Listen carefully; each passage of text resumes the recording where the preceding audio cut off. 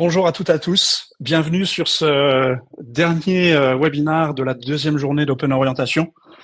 Donc, je m'appelle Dick Wissing, je suis responsable des partenariats marketing chez Open Classrooms. Donc, j'organise ces deux journées avec pas mal d'autres équipes qui sont dans les coulisses, qui sont dans les présentations, qui étaient en studio pour ceux qui ont participé à d'autres sessions.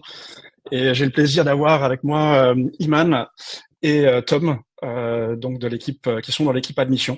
Donc, Iman, Tom, si vous voulez dire un petit mot pour vous présenter, et après j'enchaînerai. Ouais. Bonjour tout le monde, donc on est tous les deux dans l'équipe admission. Moi je suis arrivé chez Open Classrooms depuis 2 ans et toujours dans ce service admission, donc c'est nous qui recevons les candidatures et qui les traitons quand vous les déposez sur la plateforme. Et moi, du coup, pareil, j'ai commencé en même temps que Tom, donc il y a 2 ans, donc toujours au service admission, et donc on s'occupe de toutes les étapes de votre candidature, donc du moment où vous postulez jusqu'à votre admission. Merci Iman. Donc on est là vraiment cette session, c'est pour vous aider. Si vous êtes en cours d'inscription, si vous hésitez encore à candidater, si vous avez des questions, donc c'est l'objet de ce dernier webinaire. On va vous expliquer comment ça se passe et comment aussi travailler votre dossier si vous avez pas tous les éléments prêts. Donc avant de démarrer, je vais vous poser une petite question. Donc soumettre un petit sondage pour savoir si qui d'entre vous a déjà en fait fait une séance. Donc dites-moi si vous voyez le sondage. Est-ce que vous voyez les sondages ou pas? Ou sinon, Iman et Tom, vous arrivez à le parce que je vois dans l'onglet sondage, non, ouais, ça s'affiche pas. On voit pas de sondage. Ça y est, ça apparaît. Ah, ça apparaît? D'accord. Donc normalement ça marche bien, mais c'est sans doute la plateforme qui est un peu fatiguée. Donc je vois qu'il y a encore des gens qui se connectent. Donc on est 160, donc il y a pas mal de personnes qui arrivent. Bonjour dans le chat aussi. Du coup j'ai oublié de demander dans le chat, mais n'hésitez pas à nous dire aussi où vous habitez, puisqu'on a des personnes qui participent de pas mal de villes différentes. Et si le sondage ne marche pas, ce qu'on va faire, c'est que on va simplement, je vais vous poser la question directement dans le chat, de me dire si vous avez déjà fait une session, si c'est votre première session, si vous en avez fait 5 ou plus, juste pour savoir un peu qui a déjà vu des présentations sur Open Classrooms ou pas, puisqu'on va commencer par vous représenter un peu qui on est. Donc voilà, je vois, il y a pas mal de personnes qui ont fait 2, 3, 4, même 5 sessions. Voilà. Donc en gros, il y a une majorité de personnes qui ont déjà vu au moins une session, ce qui est assez normal si vous êtes ici pour candidater, si vous avez déjà participé. Donc très bien.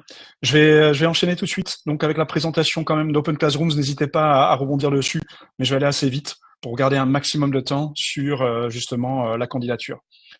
Donc ça, vous l'avez déjà vu dans les autres sessions, mais Open Classrooms est une école en ligne. Donc on a plus de 11 000 étudiants à temps plein, donc tous à distance. On a plus de 2000 alternants et on a aussi des cours gratuits. Donc pour ceux qui n'ont pas encore créé de compte, la première chose à faire, c'est cliquer sur le site Open Classrooms et créez-vous un compte. Vous verrez, vous aurez une idée sur les cours gratuits. Il y a plein de cours très utiles, notamment sur comment refaire un CV, sur comment préparer ce qu'est l'alternance, par exemple. Donc il y a pas mal de cours utiles aussi. Les 3 piliers de la pédagogie Open Classroom, 100% en ligne. Donc vous pouvez vous suivre nos formations diplômantes de n'importe quel endroit. Donc vous pouvez elle s'appuie sur des projets professionnalisants. Donc il n'y a pas de salle de classe. Il n'y a même pas de salle de classe virtuelle chez Open Classrooms. Vous avez des cours qui sont disponibles donc en ligne, qui sont même pas obligatoires. En fait, si vous les avez déjà suivis ou si vous avez déjà la connaissance nécessaire pour réaliser un projet, donc vous pouvez directement vous lancer dans les projets. Un projet, c'est ce qui va vous permettre d'acquérir en fait des compétences spécifiques sur le métier et le parcours que vous suivez. On va commencer par des projets généralement simples, finir par des projets plus complexes. Et pour pouvoir réaliser ces projets, vous allez être accompagné par un mentor. Donc pour ceux qui ont vu les webinaires en studio avec Charlène, avec nos mentors data, pédagogie, système et réseau, Laura à l'instant cet après-midi, ou bien Daniel sur les métiers de dev. Voilà, un mentor, c'est quelqu'un qui est là pour vous et qui est là pour adapter en fait la formation à vos besoins. C'est-à-dire que chacun a un rythme d'apprentissage différent. Donc, le mentor est vraiment là pour rendre la formation accessible et vous permettre d'avancer vraiment à votre rythme. Donc, c'est le principe d'Open Classrooms. Donc, c'est vraiment 80% de pratique, 20% de théorie. Donc, c'est vraiment l'objet d'Open Classrooms, c'est de vous permettre d'acquérir des compétences qui vont vous servir dans l'emploi. Donc, il n'y aura pas de contenu académique. C'est vraiment la seule partie théorique. C'est les cours qui vont vous permettre de réaliser les projets et qui sont des cours qui sont très orientés sur l'acquisition de savoir et de compétences utiles pour réaliser des projets, pour apprendre à utiliser des outils. Donc, selon les parcours que vous suiviez, il y a aussi des soft skills qui peuvent être utiles, par exemple sur à prendre la parole en public, présenter, ce qui peut être utile dans un parcours de formateur, par exemple. Donc, vous êtes autonome quand vous suivez une formation Open Classroom. Si vous avez vu les témoignages d'étudiants lors de nos sessions métiers, vous voyez, en fait, il faut être autonome. Vous travaillez, vous êtes chez vous, derrière votre ordinateur. Mais vous êtes sur des rails, c'est-à-dire qu'on va vous faire avancer selon un parcours prédéfini et vous aurez des rendez-vous hebdomadaires avec votre mentor. Si jamais vous prenez du retard ou si vous avez un souci technique ou avec le mentor d'ailleurs, vous avez accès à des conseillers pédagogiques qui peuvent vous aider. Et vous avez aussi la possibilité d'échanger entre étudiants sur une communauté. Et donc, si une fois que vous avez fini votre formation, vous avez un coach qui va vous accompagner. Donc, vous avez peut-être vu le webinaire sur les CV, sur comment refaire son CV. Donc, on a des coachs carrière qui vous aident à refaire votre CV et à trouver un premier emploi. Et ces mêmes coachs sont disponibles pour vous aider. Si vous faites une alternance avant de démarrer votre formation, pour vous aider à trouver un employeur en alternance. Donc voilà, vraiment très rapidement la présentation d'Open Classrooms. Si vous avez fait d'autres sessions, sachez que ces sessions sont disponibles en replay. Donc vous pouvez toujours revenir dessus si vous voulez avoir plus de détails. Et si vous voulez d'ailleurs avoir d'autres occasions donc de poser des questions, notamment sur les programmes financés, si vous avez pas participé à la session sur nos programmes financés ou sur l'alternance, on a toutes les semaines en fait un webinaire qui couvre tous les sujets, donc sur lequel vous pouvez vous inscrire et on représente aussi Open Classrooms et voici le lien en fait de ces webinaires. Donc si jamais vous avez besoin de revenir dans une de ces séances, il y en a toutes les semaines. Donc on condense et on fait des thématiques pendant Open Orientation, c'est la particularité, mais sinon tout au long de l'année on fait des webinaires. Donc voilà pour la présentation Open Classrooms et je vais passer la parole à Tom et Iman pour vous présenter le processus de candidature. Donc Tom et Iman, vous pouvez faire défiler la présentation avec les flèches en fait quand vous passez sur l'écran. Je vais vous laisser la main pour ça. Ok. Alors du coup, rebonjour à tous. Donc avec Tom, on va vous expliquer un peu plus en détail les différentes étapes du processus de candidature et d'admission chez Open Classroom. Alors du coup, là, on a le lien qui va vous permettre de postuler directement sur notre site. Donc on remettra aussi le lien à la fin de la présentation et on vous expliquera aussi, on va cliquer ensemble sur le lien, on va vous montrer concrètement comment... Voilà, en fait, j'ai découvert comment faire fonctionner le sondage. Donc voilà, donc celui-là, ignorez-le. Je suis désolé. Et du coup, en fait, j'allais vous poser une question maintenant, savoir qui a déjà démarré son inscription. Vous voyez le lien candidaté. Donc, je vais du coup soumettre ce sondage-là. Et vous demander si vous avez déjà commencé votre inscription. Donc, vous le verrez dans l'onglet sondage. Ouais, voilà, j'ai vu que vous l'avez trouvé. Donc, désolé pour ce petit bug et désolé, Iman, je t'ai coupé dans ton élan du coup. Mais je vois effectivement que alors tout le monde n'a pas encore vu l'onglet sondage, il est juste à côté de questions. Et donc je vois que il y a des personnes qui hésitent encore. Il y en a ça dépend des financements. Donc on pourra revenir sur ce sujet des financements après la présentation du process de candidature. pour ceux qui ont encore des questions et qui n'auraient pas eu l'occasion d'assister au webinaire sur nos programmes financés, je pourrais vous dire à l'oral quels sont les parcours sur lesquels nous avons des financements et sur les parcours où nous n'avons pas de financement, quels sont les dispositifs individuels disponibles sur toutes nos formations. Donc voilà, donc je te laisse, Iman, la parole. Merci pour vos réponses. Oui, alors du coup, donc, je disais qu'on vous montrera un peu plus tard dans la présentation le site pour postuler. On vous montrera chaque étape pour que vous puissiez voir concrètement comment ça va se présenter et ce qu'on va vous demander à chaque étape. Et juste une petite remarque pour les candidats qui sont demandeurs d'emploi et qui postulent sur ma formation.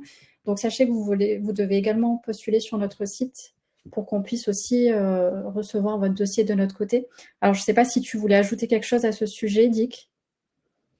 Non, mais effectivement, c'est un point très important. Si vous êtes demandeur d'emploi, en fait, Pôle emploi va vous orienter évidemment sur votre espace personnel sur Pôle emploi, et vous avez éventuellement même téléchargé l'application Ma Formation qui vous donne accès à toutes les formations et notamment celles qui sont financées par Pôle emploi. Vous y retrouverez les formations Open Classrooms, et donc dès que vous cliquez sur une formation, vous pouvez entrer en contact avec, je pense qu'il y a un bouton, entrer en contact avec l'organisme de formation pour postuler. Ça permet à Pôle emploi de voir qui a fait la demande.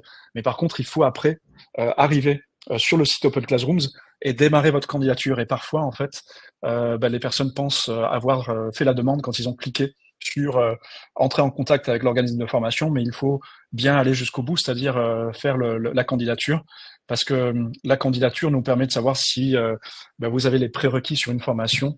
On va vous demander un certain nombre de documents que Pôle emploi va après nous demander pour pouvoir constituer le dossier de financement. Donc très important ce point-là, si vous êtes sur l'espace Pôle emploi, de bien finir la candidature sur Open Classrooms. Ouais, du coup, je vais passer à la slide suivante. Comme je disais, on remettra le lien à la fin de la présentation.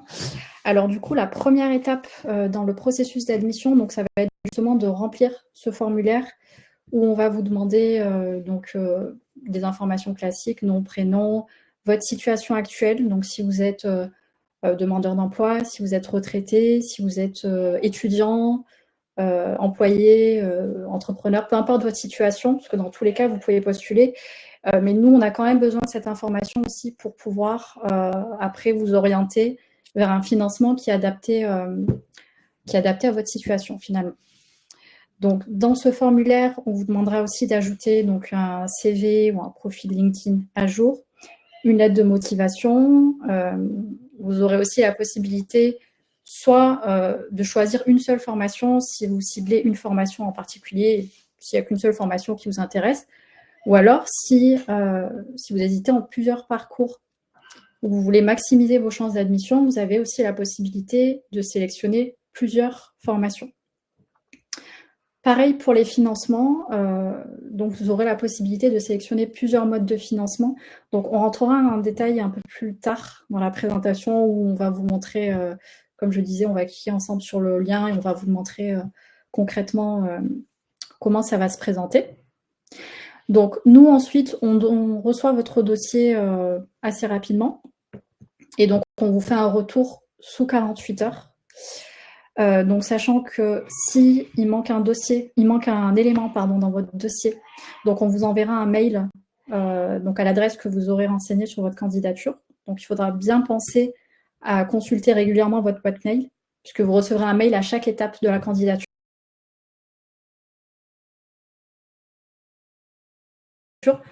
Dès qu'on reçoit le dossier, vous recevez un mail de confirmation. S'il manque un document ou si vous devez passer un test technique pour valider les prérequis, vous recevrez un mail. Pareil pour la confirmation d'admission. Donc voilà, bien consulter régulièrement donc la boîte mail. Donc nous, au niveau du service admission, donc on a pour objectif de vérifier votre éligibilité à la formation choisie. Donc on va vérifier que vous avez bien les prérequis académiques, vous avez bien les diplômes ou l'expérience professionnelle qui est demandée.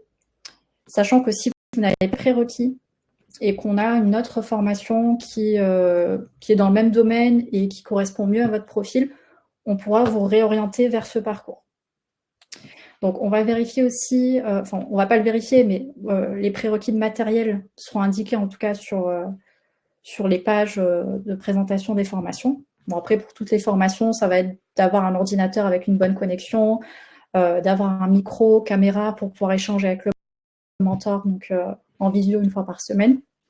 Et pour certaines formations un peu plus techniques, donc je pense aux formations en data, aux formations en développement d'applications, il faut aussi avoir un ordinateur avec certaines caractéristiques, donc avec un certain nombre de gigas de RAM, certaines capacités de stockage. Donc là, pareil, ça serait indiqué dans la brochure de la formation. Vous avez toujours un paragraphe en ce qui concerne les prérequis académiques et les prérequis de matériel. Donc, on va vérifier aussi les prérequis techniques.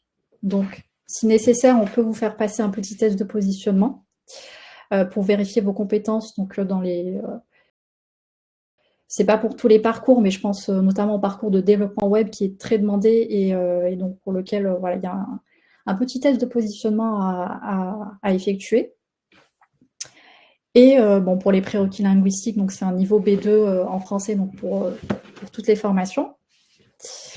Pour l'éligibilité au programme de financement, donc on rentrera un peu plus en détail un peu plus tard dans la présentation, mais pour les financements conventionnés, donc le financement Île-de-France et le financement Pôle emploi FOAD, les critères d'éligibilité sont les mêmes, donc il faut être inscrit en tant que demandeur d'emploi, il faut être disponible à temps plein et il faut bien penser aussi à valider le projet de formation avec le conseiller Pôle emploi. Donc, on va vérifier aussi donc l'adéquation entre votre choix de parcours, votre projet professionnel. Donc, pensez à bien détailler votre projet dans la lettre de motivation et pourquoi vous avez choisi tel ou tel parcours.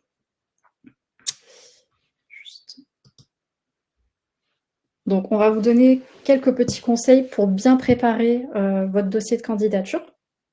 Alors déjà, la première chose à faire, c'est bien se renseigner sur le contenu de la formation, sachant que pour chaque formation, vous avez la possibilité de télécharger le programme, donc de voir la liste des cours, de voir la liste des projets que vous aurez à préparer pendant la formation.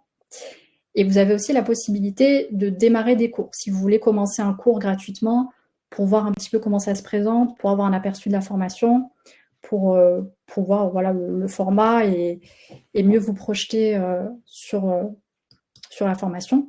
Oups. Iman, je vois qu'il y a une petite question de Sophie qui demande en quoi consistent les tests de positionnement. Est-ce que alors, je sais pas si on aborde le sujet plus tard ou si c'est le moment, mais peut-être que ça vaut le coup de préciser. Je peux y répondre. Alors du coup, pour les tests de positionnement, déjà, c'est pas pour tous les parcours. C'est surtout pour des parcours en développement. Donc, je parlais du parcours de développement web où on va avoir des questions plus sur, par exemple, sur HTML, CSS, JavaScript. Et dès qu'on vous envoie justement le lien du test, on vous envoie aussi des cours gratuits qui vont vous aider à préparer ce test. C'est pour ça que je vous disais, ça peut être intéressant déjà dans un premier temps de commencer un cours avant de faire le test de positionnement. Ça va vous permettre d'avoir quelques petites bases et vous aider à mieux préparer le test. Alors du coup, donc bien se renseigner sur le contenu de la formation, sur les prérequis, sur la page de présentation de la formation. Donc nous, on va vérifier que vous avez bien le diplôme ou l'expérience professionnelle qui est demandé. Après, c'est vrai que pour certains parcours, même si vous n'avez pas le diplôme requis, mais que vous avez au moins le baccalauréat avec 3 ans d'expérience professionnelle ou un bac plus 2 avec 1 année d'expérience professionnelle, on pourra vous proposer une procédure dérogatoire. Dans tous les cas, nous, si on voit que vous êtes éligible à la procédure dérogatoire, on vous enverra un mail avec les documents à ajouter pour valider la dérogation.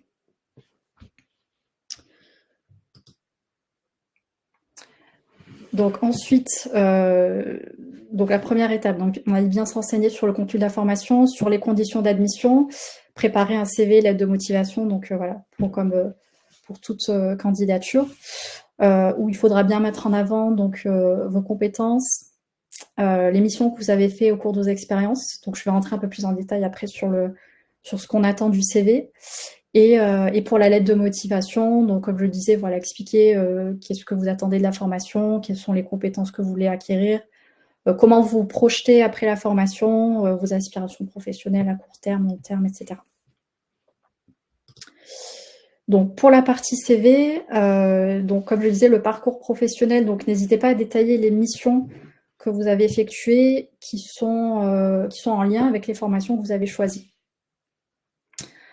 Et bien préciser aussi la durée de l'expérience professionnelle, puisque nous, ça va nous permettre de voir aussi si vous avez assez d'expérience pour prétendre à une procédure dérogatoire dans le cas où vous n'aurez pas le diplôme requis. Donc nous, on va bien étudier votre candidature, on va regarder vos expériences et on vous contactera si vous êtes éligible à une dérogation. Ensuite, le parcours de formation, donc bien préciser tous les diplômes que vous avez obtenus. Donc, n'hésitez pas à indiquer tous vos diplômes, pas forcément que le dernier diplôme, mais à partir du bac. Et si vous avez des titres RNCP, n'hésitez pas aussi à indiquer le niveau du titre RNCP que vous avez obtenu dans le CV.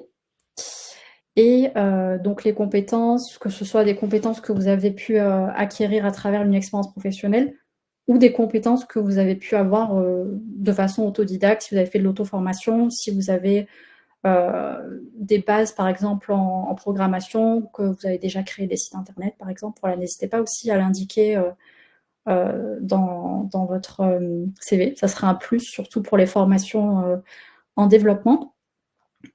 Et justement, pour vous aider à préparer, à rédiger un bon CV, donc il y a un cours qui est disponible gratuitement sur le site. Donc on le voit justement sur la slide, c'est le cours « Élaborer votre stratégie de recherche d'emploi ». Donc n'hésitez pas à suivre ce cours, voilà, si vous voulez avoir quelques conseils pour rédiger un bon CV. Et je vais passer à la slide suivante. Tom, je te laisse prendre le relais. Je prends la main ici, merci Imani. On va rentrer un petit peu plus en détail dans les différents types de financement qui s'offrent à vous quand vous êtes dans le processus voilà, de dépôt de candidature. Et le premier qu'on va aborder, c'est celui de l'alternance. On a parlé du CV tout à l'heure. C'est vrai que c'est un point crucial de votre candidature. C'est ce qu'on va regarder en premier. Et c'est aussi particulièrement vrai dans le cadre d'une alternance, puisque c'est ce que les recruteurs vont regarder, puisqu'ils vont avoir la possibilité, si vous nous y autorisez, de consulter directement votre CV. Donc ce qu'on doit y voir apparaître, évidemment, c'est votre expérience professionnelle, c'est les formations que vous avez suivies précédemment, mais il faut également qu'on y voit apparaître les connaissances autodidactes. Et c'est particulièrement vrai, j'ai envie de dire, pour les métiers qui sont notamment liés au développement. On reçoit beaucoup de candidatures de personnes qui n'ont pas forcément de diplôme, qui n'ont pas de diplôme particulier dans le domaine du développement, mais qui l'ont déjà fait de leur côté en autodidacte. Et ça, c'est quelque chose qui peut vraiment faire la différence aux yeux des recruteurs. Donc, si vous avez des connaissances, que vous avez déjà réalisé des projets, que vous avez un portfolio, ça, vous pouvez le mettre en avant dans votre CV et nous le préciser aussi dans votre texte de motivation pour qu'on le mette en avant dans votre dossier. Ce qui va être important de nous préciser également, ça va être votre âge au moment du dépôt de candidature. Pour une question de type de contrat, si vous avez moins de 30 ans, vous pouvez être éligible à un contrat d'apprentissage. Et il faudra également nous préciser si vous êtes titulaire d'une RQTH ou pas, puisque c'est aussi un facteur déterminant au moment de la sélection du type de contrat d'alternance. Vous avez la possibilité, si vous souhaitez faire de l'alternance mais que vous n'avez pas encore trouvé d'entreprise, de bénéficier d'une période de coaching complètement gratuite pour vous aider à trouver cet employeur-là et à entrer en formation le plus rapidement possible. C'est une période qui dure 8 semaines et pendant ces 8 semaines, vous pouvez avoir jusqu'à 6 rendez-vous en visioconférence avec des spécialistes du recrutement. Donc ce sont des rendez-vous individualisés. Vous rencontrez ce spécialiste à distance et le but de cette personne va être de vous aider à refaire, si besoin, le CV, la lettre de motivation. Ça va être aussi de vous aider à cibler des offres qui peuvent correspondre à votre profil et donc de mettre tout en œuvre pour entrer en formation le plus rapidement possible. Et puis, dernier levier à activer pour vous permettre de rentrer en formation en alternance. On a eu une question dans le chat tout à l'heure à ce sujet-là. Effectivement, il y a la possibilité de bénéficier des offres d'alternance de nos entreprises partenaires. Elles sont disponibles directement sur un espace qui est réservé aux candidats admis à l'alternance sur Open Classrooms. Et donc, si votre candidature elle est retenue, vous pouvez y postuler directement à partir de cet espace-là. Voilà pour l'alternance. Il y a évidemment aussi la possibilité, si vous le souhaitez plutôt, de faire une formation en initiale, hein, donc sans période en entreprise. Et c'est notamment le cas avec nos formations qu'on appelle conventionnées. Ces formations conventionnées, donc, ce sont des formations sur lesquelles des organismes, type Pôle emploi ou la région, préfinancent des places, donc ouvrent un certain nombre de places. Il faut noter qu'elles sont limitées, hein, ces places-là, et vous pouvez y postuler tant qu'elles sont disponibles. Donc, évidemment, ces places conventionnelles sont réservées aux demandeurs d'emploi. C'est un processus qui est simplifié, puisque il faut compter environ 3 à 4 semaines avant la date à laquelle vous déposez le dossier et la date à laquelle vous entrez en formation, si vous avez bien tous les prérequis, puis si votre dossier est complet au moment du dépôt de la candidature. Là, pour vous donner un ordre d'idée, par exemple, les dossiers qu'on reçoit actuellement, c'est pour une rentrée au 7 novembre, donc c'est relativement rapide. Il faudra bien nous transmettre votre avis de situation Pôle emploi. Je vois qu'il y a eu une question dans le chat sur l'avis de situation Pôle emploi. Vous pouvez le trouver directement à partir de votre espace en ligne Pôle emploi. C'est un document sur lequel doit apparaître à la fois l'identité et l'identifiant de votre conseiller Pôle emploi, donc son adresse mail, mais aussi votre identifiant à vous pour qu'on puisse derrière vous positionner sur la formation directement sur le site Pôle emploi. Et puis, il faudra aussi bien nous préciser votre lieu de résidence, puisque vous l'avez vu, il y a des financements particuliers en fonction des régions. C'est notamment le cas de la région Île-de-France ou de la région PACA actuellement, donc bien nous préciser ça aussi au moment du dépôt de la candidature. Il se peut, une fois que votre candidature a été étudiée, qu'elle soit refusée. Alors, ce qui va se passer dans un premier temps déjà, si votre candidature elle ne correspond pas à la formation que vous visez ou au financement que vous avez sélectionné, c'est qu'on va faire le point avec vous avant de la refuser, avant de la disqualifier. On va essayer de réfléchir avec vous à quelle solution on peut trouver. S'il y a une autre formation qui correspond à votre profil et qui vous intéresse, on va vous positionner sur ce parcours-là. Et puis, si vous avez des questions concernant le financement de ces formations, c'est aussi à ce moment-là qu'on va faire le point avec vous et qu'on trouvera la solution la plus adaptée pour vous permettre d'entrer en formation. Si malgré cette phase-là, votre candidature elle vient quand même à être disqualifiée, c'est évidemment pas définitif. Ce que je vous propose, c'est de retravailler cette candidature. Vous pouvez suivre des cours gratuits sur le site d'Open Classrooms, par exemple. Vous pouvez retravailler, si c'est ça qui a pêché, le CV, la lettre de motivation, et puis attendre quelques jours, quelques semaines, redéposer un dossier. Et là, à ce moment-là, on l'étudiera de nouveau et on refera le point avec vous. Tout au long de ce processus d'admission, donc, vous avez la possibilité d'entrer en contact avec nous. C'est ce qu'on vous disait, on essaye de vous apporter un conseil personnalisé. Donc, vous pouvez nous contacter via notre adresse mail, info-admission@openclassrooms.com. Et ça, c'est vraiment une fois que votre dossier de candidature est déposé pour qu'on ait la possibilité de le consulter avant d'entrer en contact avec vous. Si vous avez besoin d'informations un petit peu plus généralistes, vous avez le numéro de notre standard qui est affiché ici, le formulaire de contact qui est disponible. Et puis, si vous souhaitez être rappelé par quelqu'un de l'équipe admission pour échanger particulièrement sur votre dossier, vous pouvez simplement nous l'indiquer par mail et on trouvera un créneau ensemble pour échanger par téléphone et faire le point à ce moment-là.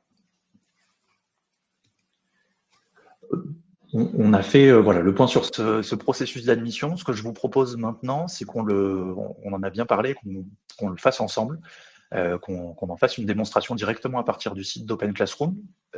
Dick, est-ce que je peux partager mon écran? Oui, il suffit que tu cliques sur partager et puis donc je te laisse partager ton écran et montrer le processus. Est-ce que j'ai vu dans le petit sondage qu'il y a une vingtaine de personnes qui sont en inscription et d'autres qui se posent encore des questions. Donc celles qui ont peut-être des questions par rapport à la candidature, c'est l'occasion de regarder directement comment ça fonctionne. Et donc Iman et Tom vous ont déjà expliqué un peu pourquoi on vous demande toutes ces informations, mais ça prend vraiment 15 minutes. Donc voilà, je te laisse. Voilà, on va le faire ensemble pas à pas. Si certains ont pour projet de déposer une candidature, vous pouvez le faire en même temps que nous. Et si vous avez des questions, bien sûr, n'hésitez pas à les poser soit dans le chat, soit dans l'onglet questions directement. Moi, j'ai déjà un compte Open Classrooms, mais la première étape, évidemment, c'est de se créer ce compte-là. Une fois que mon compte est créé, j'ai simplement à aller sur la page d'accueil et à cliquer sur le bouton « Démarrer mon inscription ». Et j'ai tout ce processus-là qui va démarrer. La première étape, donc voilà, un classique, bien renseigner mes informations de contact pour qu'on puisse revenir vers nous. La deuxième, la date de naissance, on en a parlé tout à l'heure, c'est important de mentionner votre âge au moment de la candidature. Ça peut être intéressant sur de l'alternance, mais aussi sur d'autres types de financement. Donc être précis de ce côté-là. Un numéro de téléphone pour qu'on puisse entrer en contact avec vous également par ce biais-là. Parfois, c'est plus simple d'échanger de vive voix. le genre qu'on doit renseigner également, et une adresse. Le lieu de résidence peut définir aussi le type de financement auquel vous êtes éligible, donc c'est important d'être précis également à cette étape-là. Par la suite, on vous demande un petit peu plus de détails sur votre profil. On va vous demander le niveau de diplôme que vous avez le plus élevé, la spécialité du diplôme le plus élevé. Ce que je peux vous conseiller également, c'est si vous avez plusieurs diplômes, de mettre celui qui est le plus en lien avec la formation que vous visez. Si par exemple vous avez fait de l'informatique et que vous souhaitez continuer dans ce domaine-là, mais que vous avez un diplôme en droit, mentionnez plutôt le diplôme informatique et ce sera plus clair de notre côté. Donc, à bien indiquer si c'est le dernier diplôme obtenu et bien indiquer votre niveau de langue aussi. Il y a un niveau de langue minimal pour rejoindre ces formations. À l'étape suivante, on va vous demander quelle est votre situation professionnelle actuelle. Ça va nous permettre vraiment d'adapter nos conseils tout au long de ce processus d'admission. J'ai sélectionné le statut étudiant, mais je peux sélectionner les autres. Si je sélectionne le statut de demandeur d'emploi, j'ai un peu plus d'informations à renseigner. On va me demander notamment mon numéro d'identifiant et mon avis de situation, on en parlait tout à l'heure, ainsi que le contact de mon conseiller. Je reste sur le statut étudiant, mais j'ai également la possibilité de préciser via d'autres statuts. Ici encore, c'est important de le faire, ça peut ouvrir à d'autres financements et ça nous permet aussi, encore une fois, d'avoir plus d'informations et de personnaliser l'aide qu'on va vous apporter par la suite. Et puis, on reçoit des candidatures qui viennent d'un peu partout dans le monde, donc il est important de préciser si, oui ou non, vous avez la possibilité de travailler en France.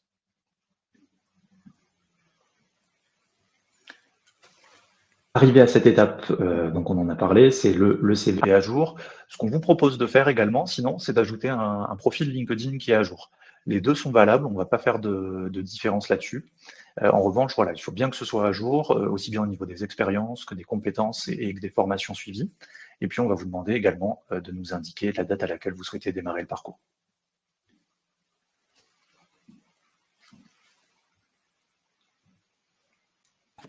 Je te laisse prendre le relais. Oui. Pour les choix de formation, donc là, elles sont classées par catégorie. Donc, si par exemple, vous cliquez sur développement, vous allez avoir toutes les formations qu'on propose dans le domaine du développement, pareil pour la data et pour les autres catégories. Donc, comme je disais, vous avez la possibilité, soit si vous ciblez une formation en particulier, vous avez vu les prérequis, vous avez vu que votre profil correspond, enfin, il n'y a pas de souci, vous pouvez choisir cette formation. Ou alors, si vous hésitez entre plusieurs parcours ou si vous souhaitez quand même choisir plusieurs formations pour avoir plus de chances d'obtenir une admission sur un parcours, vous avez cette possibilité-là également. Et si tu peux juste passer à l'étape suivante pour les choix de financement.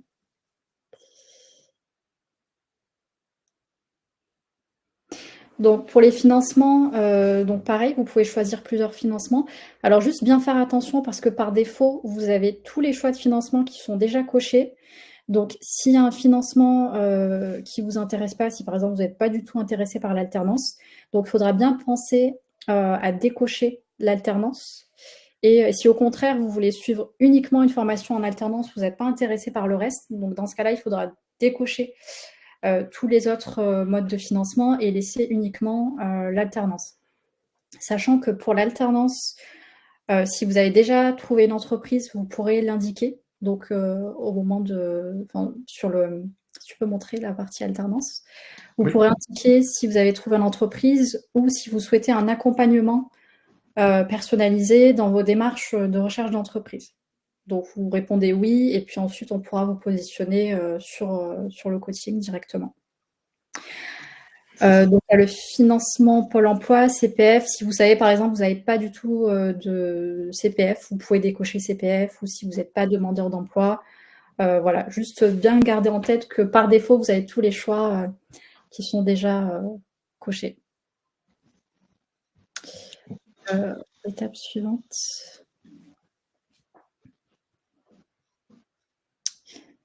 Donc là, ça va être la partie lettre de motivation. En tout cas, on va vous demander un petit paragraphe. Vous allez expliquer vos motivations, vous allez expliquer un petit peu votre projet, comment vous vous projetez après la formation, à court terme, à long terme, qu'est-ce que vous attendez de cette formation, quelles sont les compétences que vous souhaitez acquérir à travers les parcours que vous avez choisis et pourquoi vous avez choisi ces parcours en particulier. Voilà, n'hésitez pas à l'indiquer aussi Donc dans le premier paragraphe, en ce qui concerne les motivations. Et donc ça, c'est l'avant-dernière étape. Étape suivante. Donc la dernière étape, c'est la déclaration sur l'honneur, où finalement vous allez confirmer que toutes les informations que vous avez transmises sont exactes, notamment en ce qui concerne votre profil académique. Si vous avez indiqué, par exemple, que vous avez un bac+2 en informatique et que vous postulez pour une formation justement qui a ce prérequis, donc il faudra être en mesure de nous transmettre ce diplôme. Parce que nous, dans un premier temps, on va se baser sur le déclaratif, sur ce qui est indiqué sur le CV. On vous demandera par la suite de nous transmettre le diplôme qui permettra de valider les prérequis. Et du coup, c'est la dernière étape et vous pouvez directement envoyer votre dossier de candidature.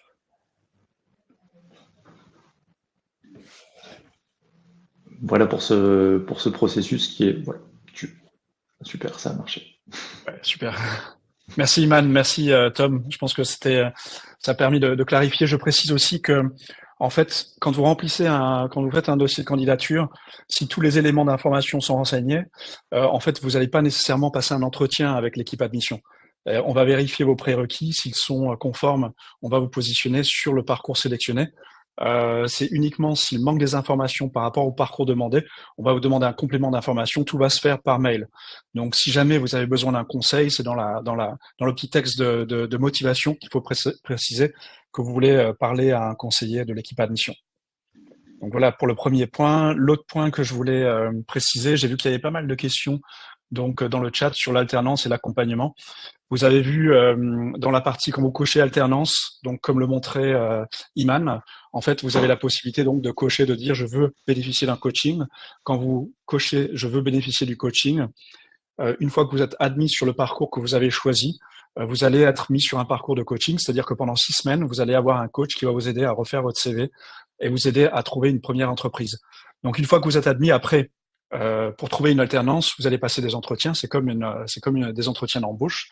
Donc les entreprises rencontrent plusieurs candidats.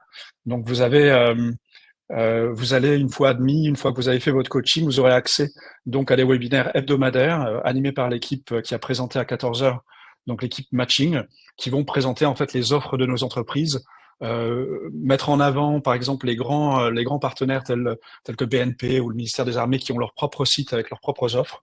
Donc, en fait, ils diffusent toutes ces informations. Après, c'est à vous de postuler, c'est à vous de passer les entretiens. Une fois que vous avez l'entreprise, Open Classroom s'occupe de tout. En fait, ça peut prendre quelques jours et vous pouvez démarrer votre alternance. Donc, la particularité d'Open Classroom et de l'alternance, c'est que vous pouvez démarrer à n'importe quel moment. Il n'y a pas de rentrée scolaire à proprement parler chez Open Classrooms. Donc pour revenir sur le sujet des financements, parce que c'est l'autre sujet qui intéresse énormément de monde, j'ai vu dans le chat, et j'imagine que tout le monde n'a pas eu l'occasion de se connecter sur les séances, sur les sessions dédiées. Donc on a des places financées, on en a eu beaucoup cette année, elles commencent à s'épuiser, il nous en reste à peu près, je pense 300 encore places financées Pôle emploi.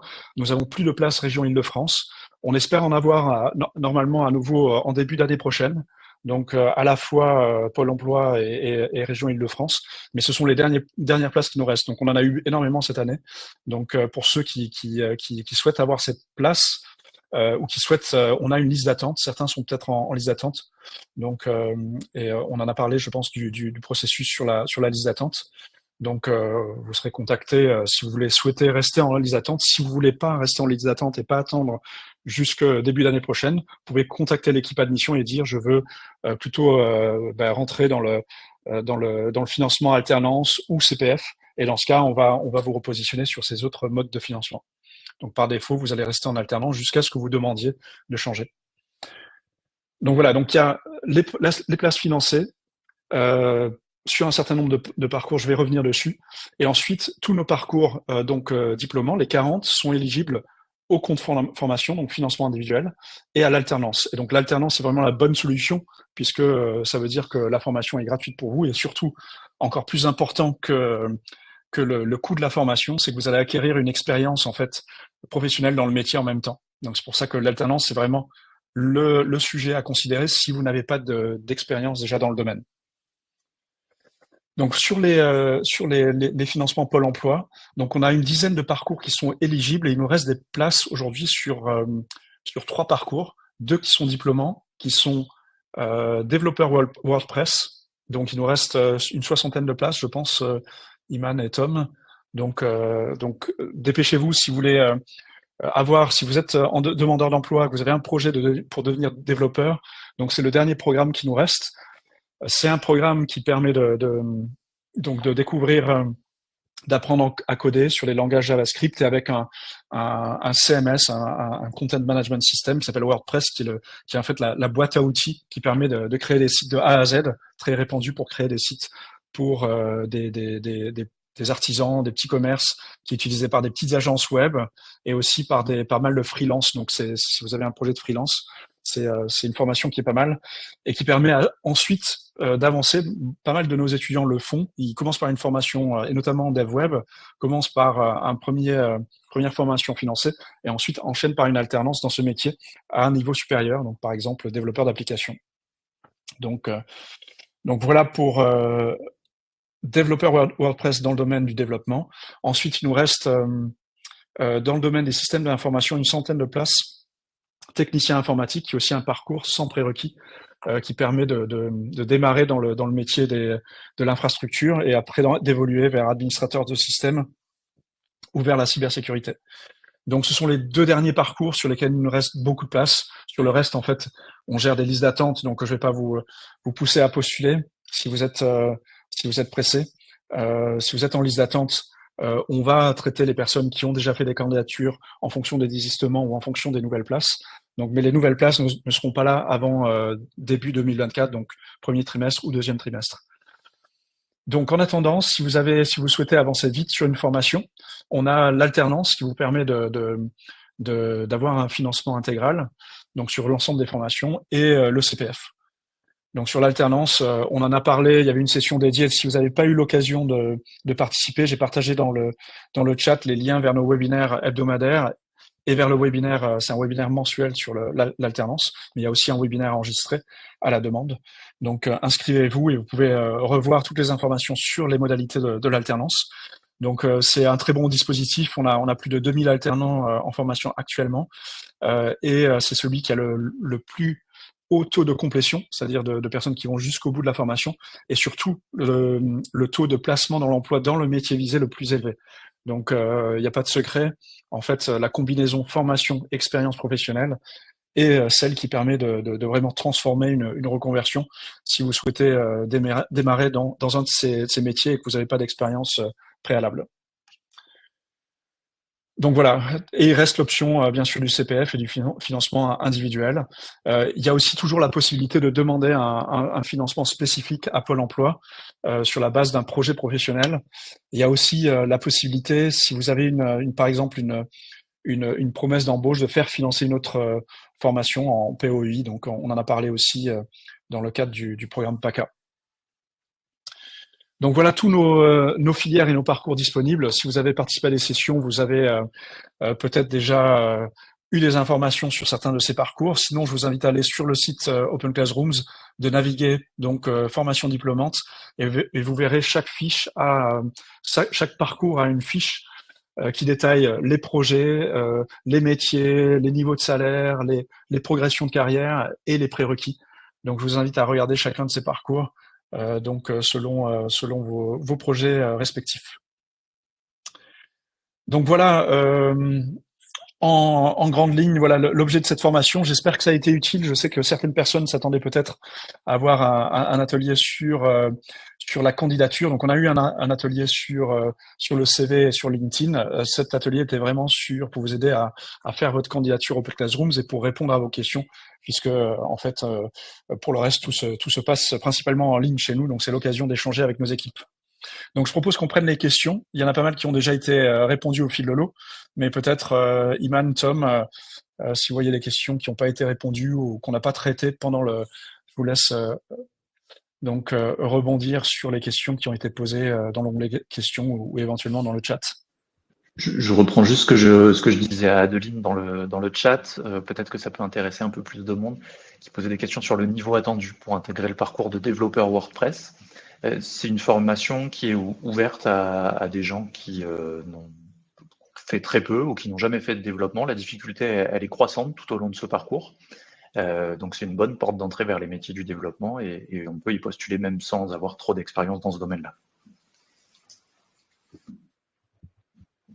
Donc, et Isabelle, reste-t-il des places pour intégrateur web? Il nous en restait une dizaine ou une quinzaine quand on a démarré Open Orientation, mais là, elles sont toutes prises, c'est-à-dire on a des listes d'attente. Donc, voilà, on est arrivé juste au bout des formations. On en avait beaucoup intégrateur web, mais toutes les places sont épuisées. Jacques demande comment financer sa formation soi-même. C'est simplement en remplissant le processus d'admission, comme on l'a montré tout à l'heure, et en sélectionnant l'option financement individuel, financement autonome, et c'est via un abonnement mensuel. Mais juste, du coup, bien penser à décocher les autres financements qui sont déjà C'est cochés. uniquement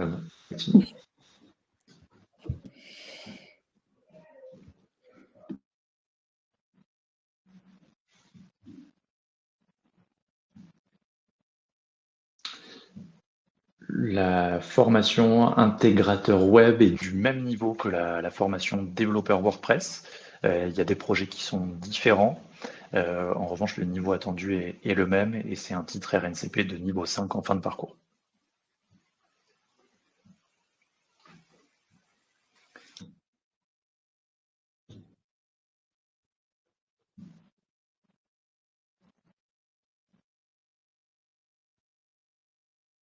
Dick, est-ce qu'un atelier est prévu prochainement pour la valorisation de sa candidature? En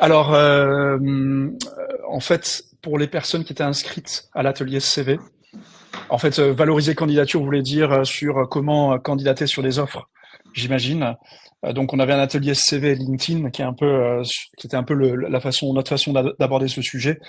Sinon, ce qu'on propose, c'est pour les personnes qui sont admises en alternance, on a des webinaires toutes les semaines, donc qui sont animés par l'équipe pour justement vous aider à candidater, partager des offres.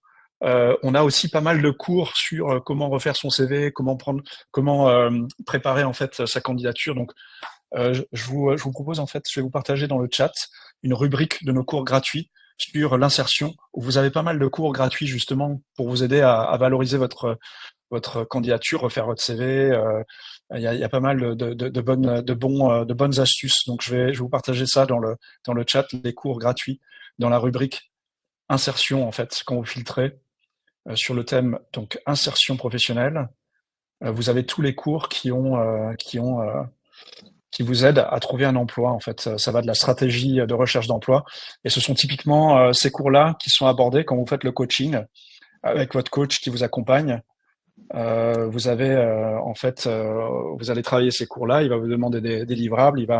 Il va vous demander d'élaborer votre stratégie de recherche, activer votre réseau. Donc, et ensuite, à chaque offre de poste correspond une candidature, un courrier de candidature, et ça peut être utile aussi de suivre le cours ChatGPT. On en a pas mal parlé ce matin lors de la keynote, mais c'est assez bluffant ce que ChatGPT peut faire en termes de lettres de candidature, et surtout ça va vous faire gagner un temps fou et aussi vous permettre d'enlever toutes les fautes d'orthographe. Pour l'avoir fait, notamment pour mes enfants qui cherchaient des stages, c'est assez impressionnant comment ChatGPT arrive à reprendre le contexte même d'une offre quand vous insérez le lien. Donc, bonne astuce pour candidater aussi.